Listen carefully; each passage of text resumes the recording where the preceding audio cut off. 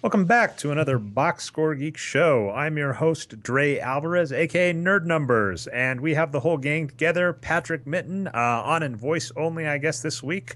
For those of you listening to some podcast, doesn't matter, but Patrick, aka NBA Geek, give a shout out. Hey guys, glad to be back. All right, as always, we are produced by Brian Foster, our own voice of God, on Twitter as Boxscore Brian. Our subjects this week are going to be an article I wrote about the Treadmill of Mediocrity and how you might be winning if you get on it. We're going to talk a little Ben Simmons and then maybe a little Sloan. Sound good, everybody? Sounds good. All right, so topic number one. Patrick, as always, I love the validation and feedback, so whenever I write something, I love going on air and having you tell me how brilliant it was. But I ended up writing an article, an Audible this week, because I was going to do my normal top 10 box scores of the week that I do every week, and, you know, you should submit to, listener, if you see anything interesting. And what happened is I saw Giannis Antetokounmpo put up another triple-double. Him and Russell Westbrook are having one of the most epic triple-double off duels in NBA history. And when I saw this, I went to his basketball reference page and noticed that he was drafted number 15 in the NBA draft. And the key point there is, according to, kind of legend lore, the Treadmill of Mediocrity that actually occurred at Sloan, which we might talk a little more later, the Sloan Analytics Conference, is the worst place to be. If you're the Treadmill of Mediocrity, which is you are a team right near the playoffs, you're a 41-win team that maybe just bubbles making the playoffs or gets knocked out in the first round year after year, that's the worst place to be. Everybody knows you can't get a star doing that, and it turns out Giannis is one of the most perfect examples in that the year that he was selected was the year the Cavaliers selected Anthony Bennett. And Anthony Bennett is washed out, and Giannis is getting compared to Oscar Robertson. And so, to me, obviously, I was like, well, this kind of narrative that you need to be high in the draft lottery to get a star. You can't get stars in the middle of the draft is untrue. And then what I did is I went through, looked at all the drafts of past. Obviously, I made not really a typo, but the mistake I made is obviously what I called the treadmill pick. That's the first pick outside of the draft lottery is not always the 15th pick, because before expansion with the Timberwolves, I slighted your Timberwolves yet again, Patrick. I tend to do that when I write automated code to look in the past. Slighted.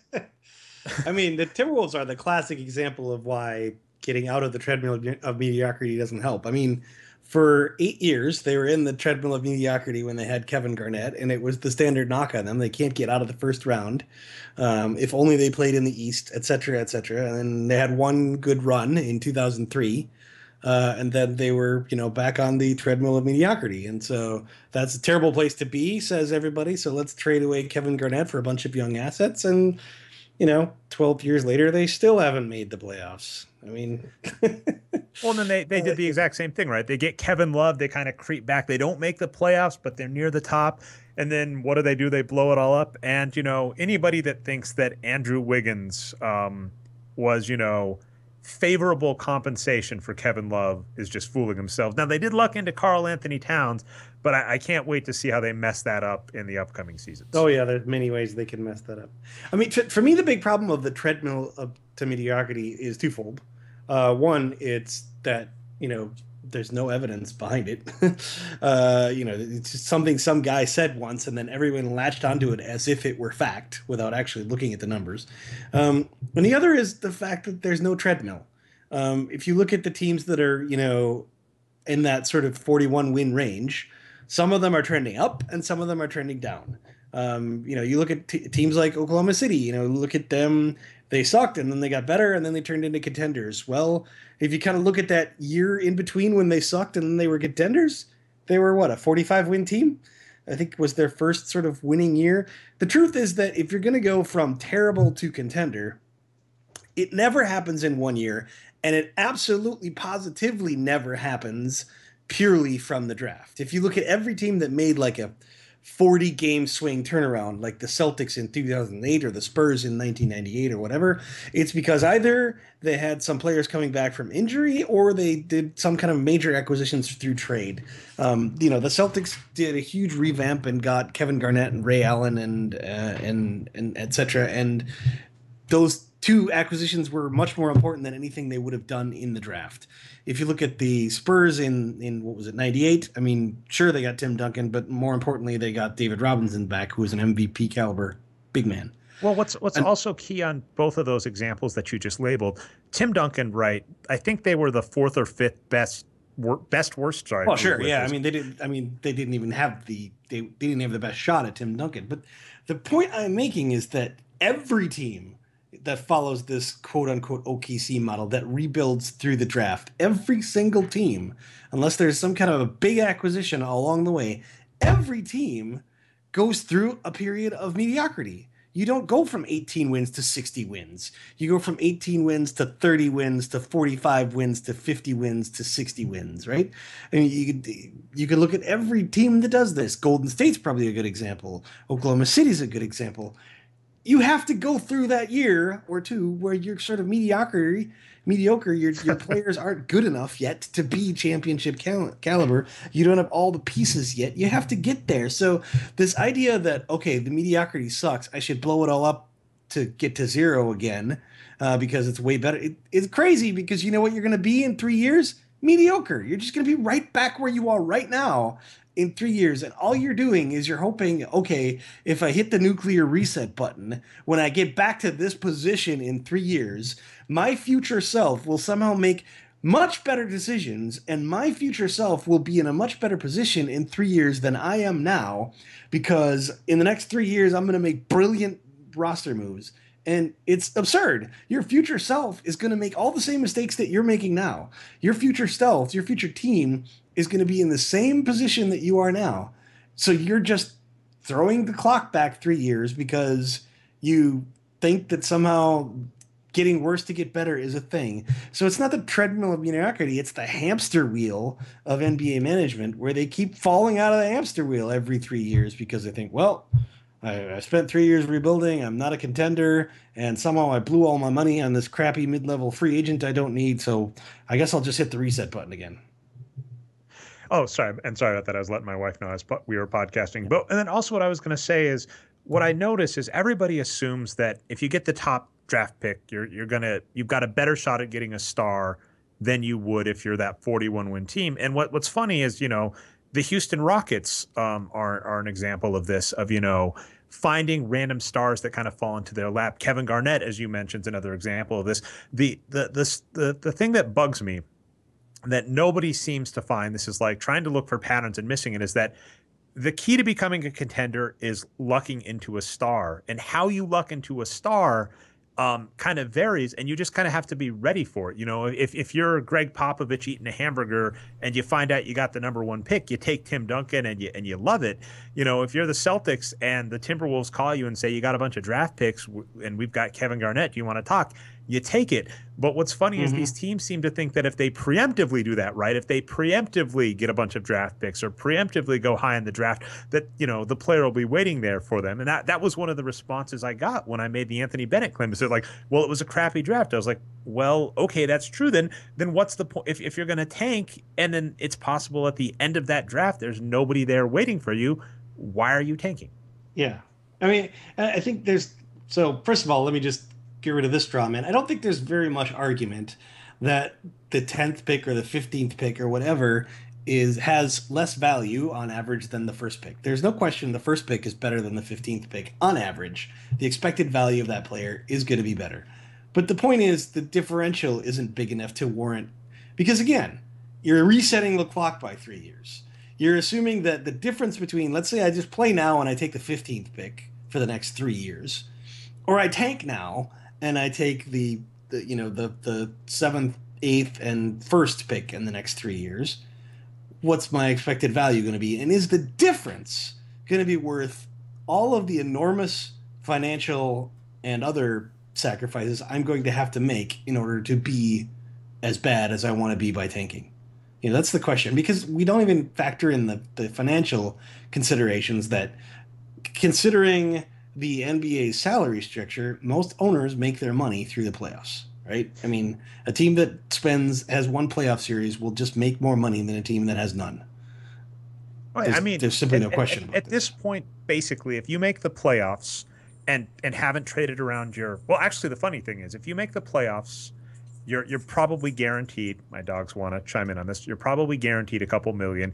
That the numbers that we have for that are basically from years ago when the Nets leaked financials happened, and Again, this is we profit, not gross, right? Just yeah, so this is pure profit, and this is all. What's also worth noting is since those things have leaked, the television deals have gotten more favorable. The NBA has gotten more popular, so we can only assume that's gone up. And that's only the reason I say a couple mil is the Nets financials basically said they were making about $1 million a playoff game. So if you make it to three, multiply by three, and that's the Nets. The Nets weren't ever that popular. So a team like the Nets making the playoffs, maybe looking at $5-10 million. Then, as we've I think mentioned on previous shows, you make the playoffs. That means everybody that comes to a playoff game gives you some personal information. You get to call them up later and ask them if they want season tickets. Every time I've ever gone to a game out of state and I just buy on Ticketmaster or whatever, I end up getting called eventually, inevitably, by someone that's trying to sell me, season tickets or a 5-game set or whatever. You get people buying your jerseys, which helps you in the long run. So the question is, would you rather have a draft pick that's maybe a little worse, maybe, than another one, or and a couple $1 million and happier fans, or a slightly better draft pick? And then what's also worth noting is so many teams have lottery protected picks at this point that if you miss the if you miss it, you may end up having to trade it. So that's slightly worse. Sorry, I had it flipped in my head, so I realized I just came against myself. So there's possibly something to that, but the notion that a draft pick, a middling draft pick, 9 to 15, somewhere in that range, is worth more than a couple million, that's simply not true. Well, this is an interesting. I mean, we talk about the incentives for tanking, and one of the rules I would love to see changed is, I think the NBA should get rid of lottery protection for picks. I think when you decide to trade a pick, you should just be like, I'm trading my pick. It's gone. In 3 years, I don't know what the fuck it's going to be, but I'm trading away my 2019 pick, and it's gone, and I'll never have to worry about it again. And if we don't want to do that, we should at the very least get rid of these kind of ridiculous protection clauses that allow teams to essentially trade away a first round pick, but then word the protection such that, okay, it's protected, lottery protected in year one, and then like, top 20 protected in year two, and then lottery protected in year three again. And if I don't give it up by year four it becomes a second round pick. So I have essentially traded away a first round pick that isn't necessarily even going to be a first round pick, because if I tank enough, then I never have to give you a first round pick. I'm only giving you a second round pick. That's actually giving me an incentive in those years where I know I can't compete anyway, right? And a classic example is this year is the Lakers. The Lakers could try really hard to win games, and they could win more games than they're winning now by making better decisions about who to play, by not giving Kobe the farewell tour, all those kinds of things. But they have no incentive to do so, because if it's top 3 protected, if they're that bad, they keep it. And so the difference between, being 5th worst in the NBA and 3rd worst in the NBA to a normal franchise where picks aren't involved is negligible. I mean, it really doesn't matter. But if it's a difference between, okay, in one scenario I get to keep my pick, in another I don't, then it's huge. It's a big incentive for them to Oh take. yeah, absolutely. And I mean, it's not like they're saying, well, okay, 5th pick versus 1st pick. No, it's 3rd pick versus no pick. So that's a very big incentive for them to tank. And I don't know actually how that pick works. I think that one might be like it's top 3 unprotected protected, I next year. believe. But if they end up that bad and they keep their pick, I don't know what happens to it next year. Does it become unprotected? Because then these scenarios flip. For example, Minnesota did this for like 5 years in a row. They did this with the pick that they traded to the Clippers in the infamously terrible what was his name? Marco Jaric. Jaric, yeah. Marco Jaric for Sam Cassell, and then for some reason, the parties involved decided, well, Marco Jaric is so good and Sam Cassell is so bad that we need to throw in an extra first-round pick, which everybody was scratching their heads about. But that thing was lottery protected. and the protections kind of kept getting more and more strict each year until it was finally unprotected. So the Timberwolves, for 4 years in a row, essentially kept tanking worse and worse and worse to keep that pick. And in the end, they ended up giving away the most valuable pick in the entire league, which, by the way, for the Clippers became Chris Paul.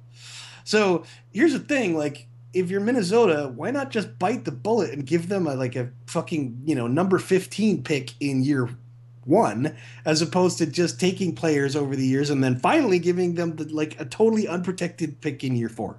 That makes no sense, that kind of tanking. So that's another tangent we could get on. I mean, I feel like teams sort of tank in order to quote unquote keep their picks when they're not actually keeping them at all. They're really just delaying giving them away. Because these teams are so terrible, they end up giving away better picks than the ones they quote unquote kept. Well, I love what you brought up at the very start of this, and this might be the end of this segment, is, the thinking your future self is somehow inexplicably going to be smarter or in a better market or in a better shape than you are now. And that's just not the case. And I mean, in the NBA, I've kind of rallied against this forever, the idea that, you really should be looking at winning now, because there isn't really a super long-term plan. When players' contract lengths are, roughly 5-6 seasons on average, career length, sorry, there isn't especially a 5-year plan. NBA, right? I mean, it's easier for teams to keep their rookies, but it's much harder for teams to keep their free agents than it used to be, right? So gone are the days where Magic Johnson was a Laker forever because he really just didn't have a ton of other options, right? Well, didn't he signed like a 20-year deal at some, like, the 80s were crazy. Like at one point, him and Wayne Gretzky both signed like 2-decade-long deals back in the day before restriction.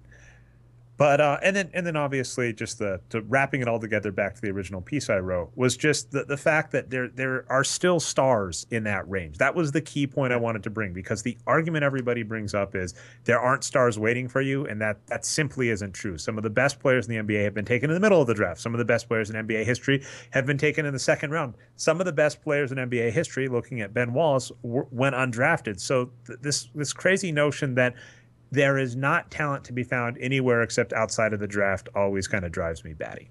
Yeah, I mean, and the other like very, very strong argument against this sort of I'm going to plan for 3 years from now strategy is, I don't want to be good now. I want to be good in 3 years, which is essentially the rebuilding / tanking strategy, right? This belief that somehow I can't be good now because I don't have the assets and my team's in mediocrity, blah, blah, but I'll just tank. And then in 3 to 4 years, I'll start getting good again. And that'll be great. The problem with that is that even if you pull everything off and you become a good team in 3-4 years, you still can run into these situations where out of fucking nowhere, all of a sudden Steph Curry goes from being really good to being, okay, how the fuck are you going to win as long as Steph Curry is still in the league? Right? You end up in this scenario where you're in the Western Conference and you don't have Steph Curry on your team.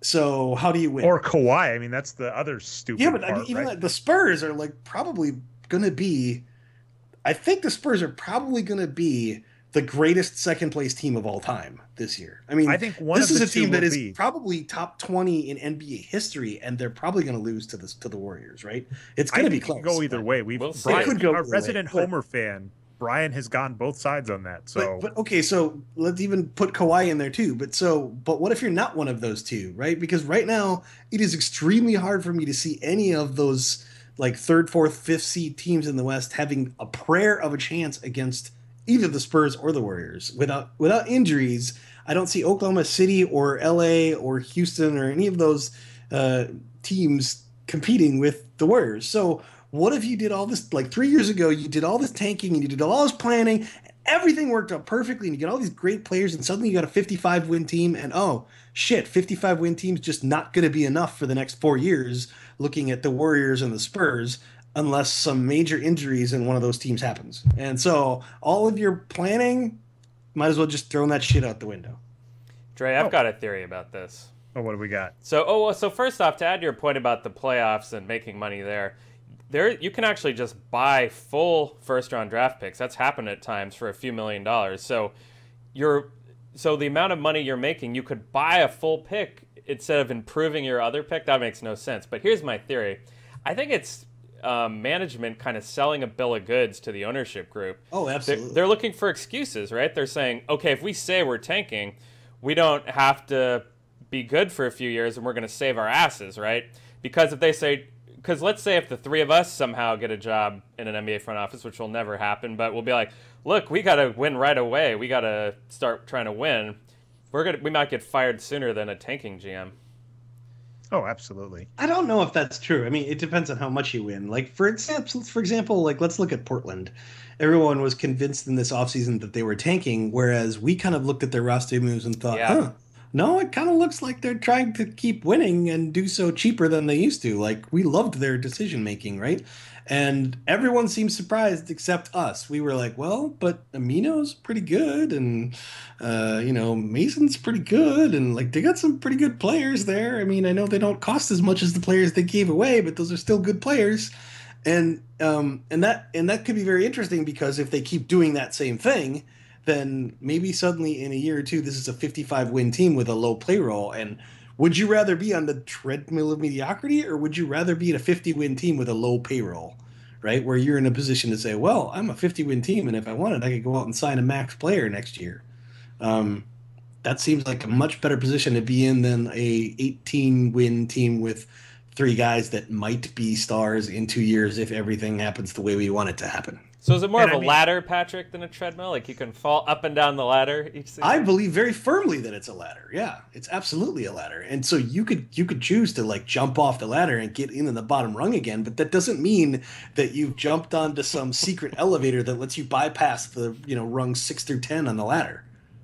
Barring some crazy thing happening like Kevin Garnett coming on the market or LeBron James. But these things, the problem that happens is once that happens, once KG's on the market, you're not the only, like, it's not like you've got some inside track where no one else knows that KG is up for sale. Well, and now you're be, former teammates with the manager. If you're gonna buy into the conspiracy theories, but all I'm saying there is, now you have to compete against everybody else, and it's you run into the exact scenario as the freaking draft lottery. You're hoping to win this very narrow contest to luck into the best player. I'm going to let this segment us, because you have a hard stop at 7:30, Patrick, and I do want to talk a little bit about Ben Simmons as an excuse. Just one last point there. Okay, what do we got? That you don't have to be the worst team in the league to have accumulated the type of assets that will get you a player like that, right?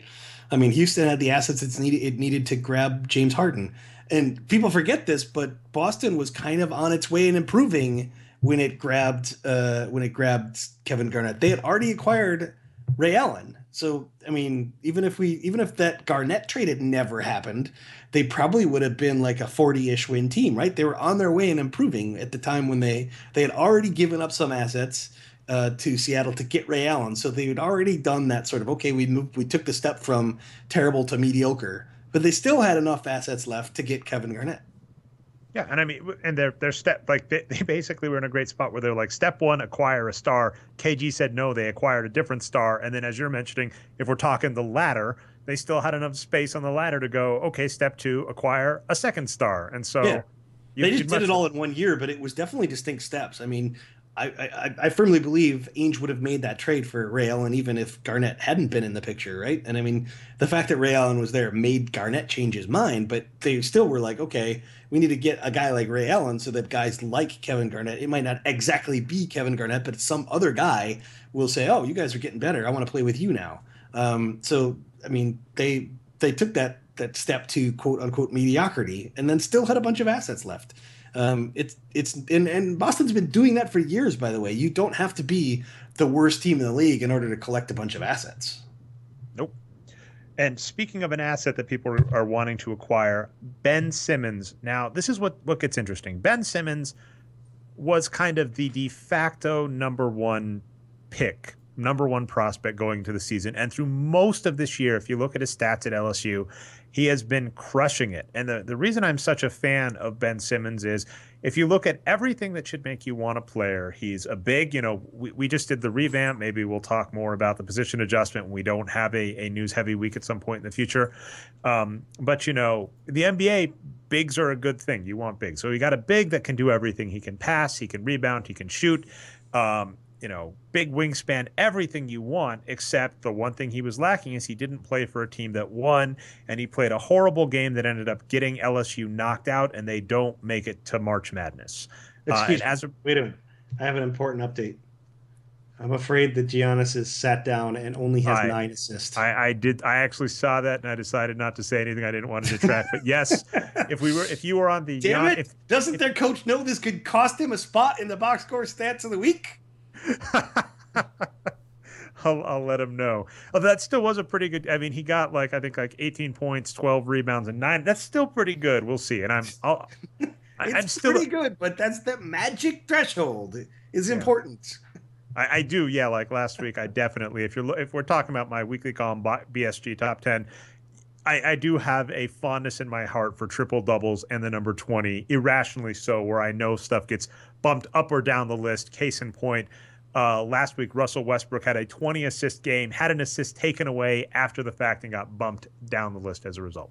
Oh. Uh, but anyway, Ben Simmons, one of these players that could be a triple double machine in the NBA, but because of a bad game, he's getting knocked down in draft projections. He was the number 1 pick. Draft Express has him at number 2. People are saying that if the 76ers get the number 1 pick, they can't go for Ben Simmons because they already have a glut of bigs and they need to go for someone win now.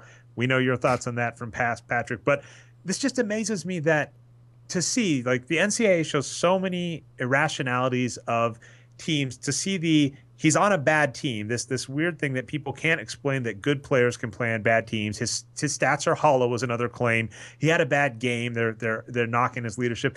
If Ben Simmons doesn't go number 1 in the draft, I'm going to laugh so hard at whatever team passes on him. I mean, again, we can't know how players are going to work out, but there's no doubt that the consensus was, I'm not a big college basketball fan, I'll say that right away, but everyone's consensus was that he was the best player. I read an article that said not only is he the best college basketball player, I read an article on Share Noobs from a guy who claimed he was the best player in the world, period.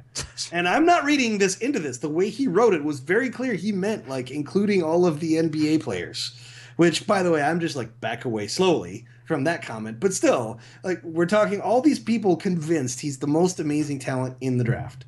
Now, to say that because of one game we're going to change our minds it's absolute absurdity. I mean, it defies belief that anyone might be stupid enough to use a decision-making process like that. And again, this isn't about the results. Maybe in 2 years we'll look back and Ben Simmons will be like, Sam Bowie or something. This isn't about the actual results. This is about the decision-making process. And if your decision-making process is about like reading his mind and trying to decide if he's a winner based on the fact that he doesn't give a shit about his classes in the NCAA, he doesn't care about his grades in college. If you're using that kind of decision-making, then you are no better than the dumbass scout in Moneyball who says, well, he's got an ugly girlfriend. Can't go for him. Yeah, that's what amazes me about this is, comparing baseball to basketball, which is one of my hobbies. I've written about it a few times. It amazes me to see how, despite the fact that Sloan just happened, the analytics conference, we were debating talking it, but we're going to wrap up in a few minutes, Patrick. I'll give a teaser to those of you listening, or if you're in the future, I'm going to write an article reviewing a few NBA papers from the Sloan Analytics Conference this year. Spoiler alert, I'm basically going to say they're bad papers and Sloan is a bad research conference. Anyway, research paper conference. Research is another question, which I might address in the article.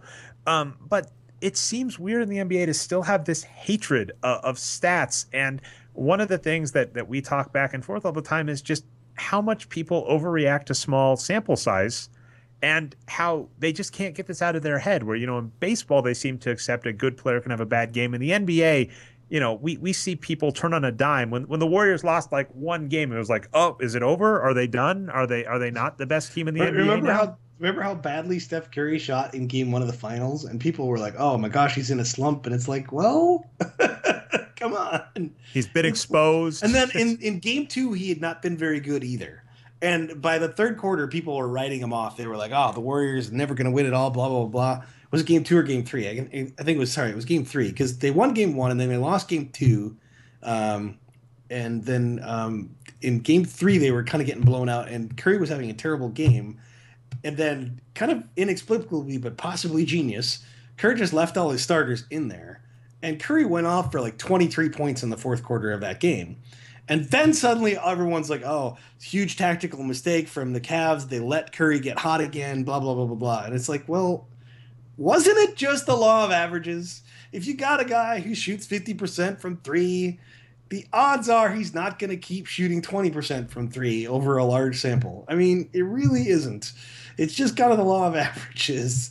And it's always amazing to me. Like, you cannot find a single NBA player, no matter how good, who has not had absolutely atrociously terrible games, right? I mean, every single one of them, even the most consistent ones, right? You look at guys like LeBron James, who, because shooters can have good games and bad games because there's a lot of variance in shooting, but generally guys like LeBron James who do everything well will pretty much always have good games, because on nights when he's not shooting, well, whatever, he grabbed 12 rebounds or he dished out 14 dimes or whatever, right? And that was But what he even did in if the you look at finals LeBron last year. James, yeah, He was shooting bad, but he was doing everything else amazing. right. But even if you look at him, he's had some clunkers of games, like just absolutely horrible games.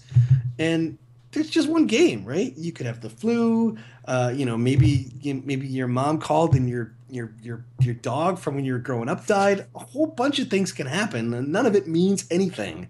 It's only what happens over large samples that mean anything. Well, yeah, I mean, I was bashing Kevin Draper's piece where he kind of complimented the Mavericks analytics, I'll put that in quote, for making an arbitrary lineup change based on, what had to have been meaningless data. I apologize for saying that, but it's true. Mm-hmm. And, the point I made there is I quoted Billy Beane, who said, "My shit don't work in the playoffs."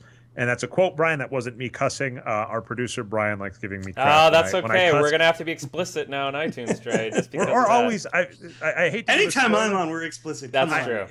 I will say. Get your money's worth, Patrick. Yeah, I was going to say. Actually, that's a good point. Since I'm on, you should just take advantage of it and go cuss crazy, because we're already explicit anyway. So you can save all the purity for when I'm not on, and it might actually matter whether or not you say shit in a sentence. Fair enough. It's just whatever. It's weirdness on my part. But the point being, Billy Beane makes the point. He's like, how am I supposed to handle a 4-game swing? I make stuff that's supposed to be for 162 games. A 4-game swing can just happen. That's life. And I really wish that would catch on more. And so to any team, if the 76ers luck into the first pick, because even being the worst team in the NBA, I think their odds are 25%. They've probably acquired a couple more first-round picks, so I can't recall what their odds guaranteed are to get it. But, probably somewhere 25 to 30%. If they get that and then they pass on Ben Simmons, which is what they've been arguing their process is leading towards, I'm just going to mock them. If they draft for need after all these years of tanking, I'm going to make fun of them. And if they do so because they're overreacting to one game, I'm not going to give them the stats seal of approval.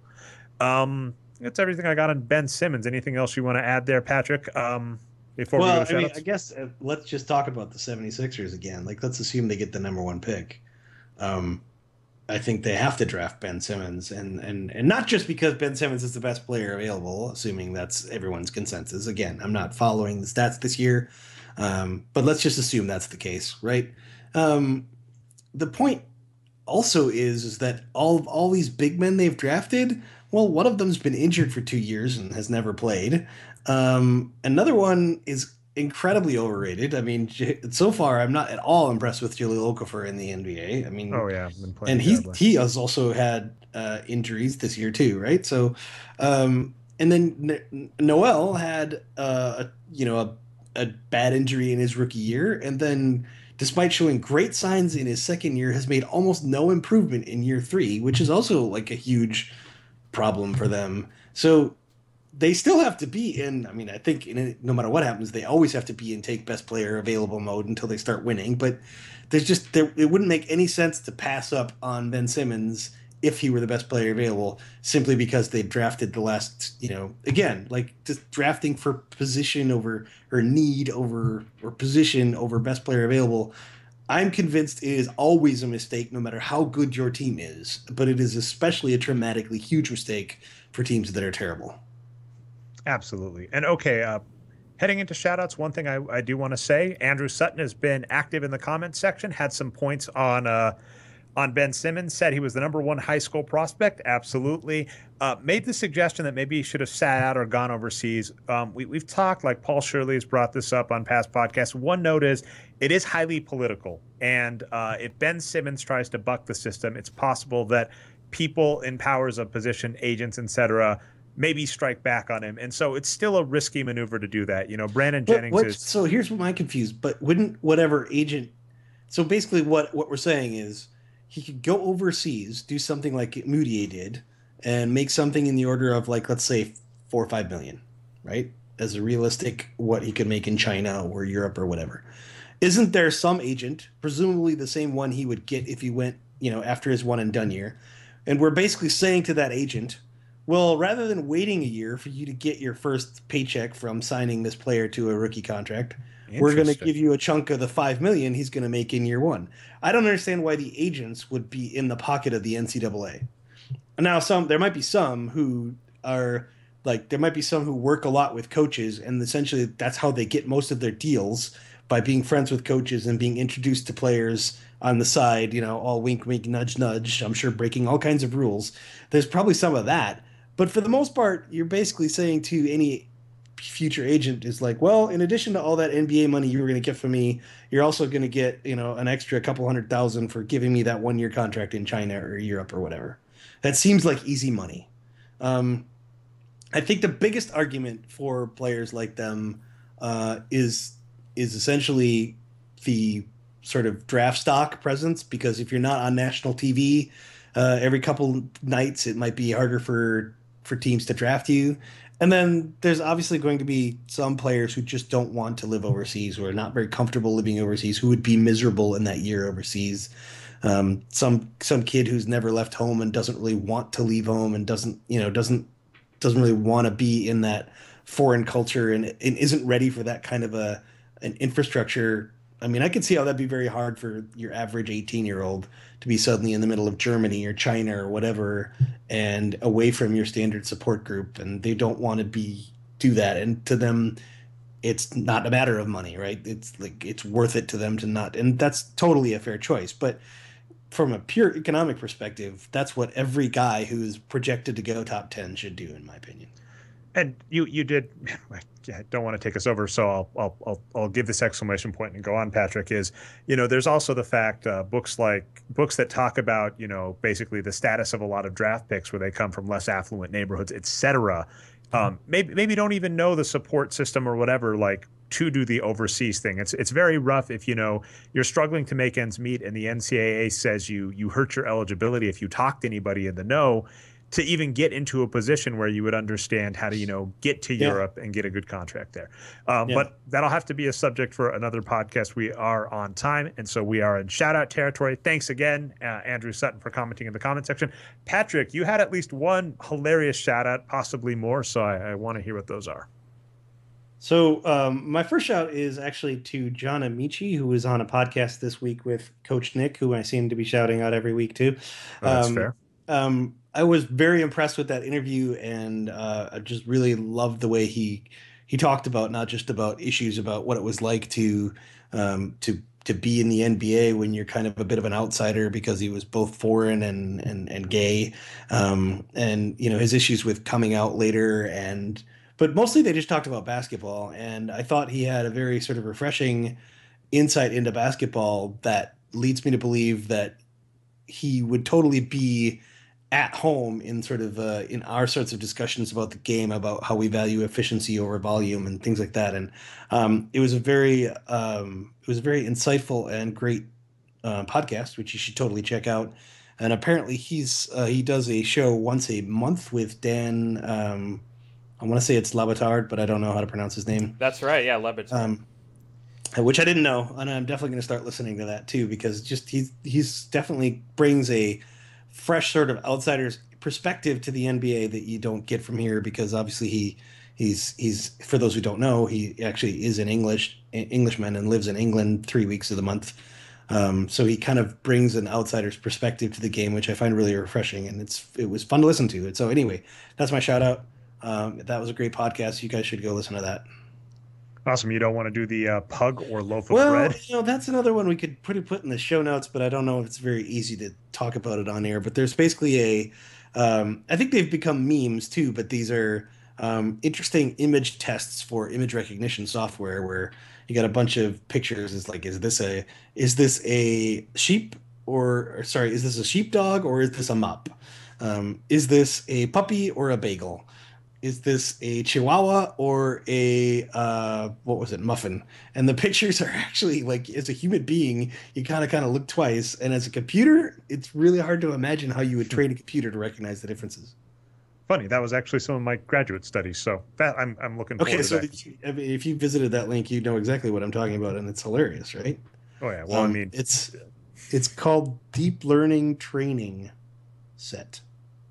awesome, and yeah, we'll include. I think I briefly glanced when you said it. Maybe I don't know. Maybe Brian can even put it up in the browser right now while we're. Oh, I got to do my shout outs though. Okay. Well, sorry. anyway, yeah, Brian, I'll let you do yours, and then I'll get the last one. We'll find the link. Yeah, we'll find the link.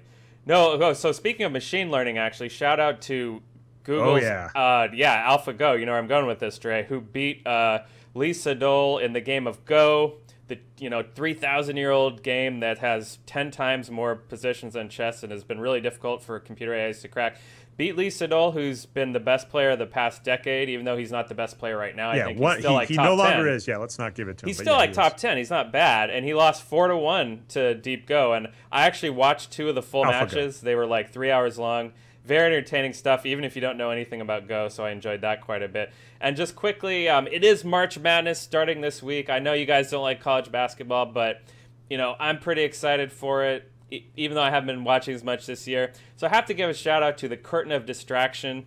I'm showing an article here. Have you guys heard of this? Yeah, I saw it when you linked it to us. It's pretty funny. So basically, Arizona State goes above and beyond the call of duty, distracting free throw shooters. And according to, I believe, Harvard research, it actually does decrease the opponent's points from free throws by a few points per game. So anyway, we'll provide some links for that.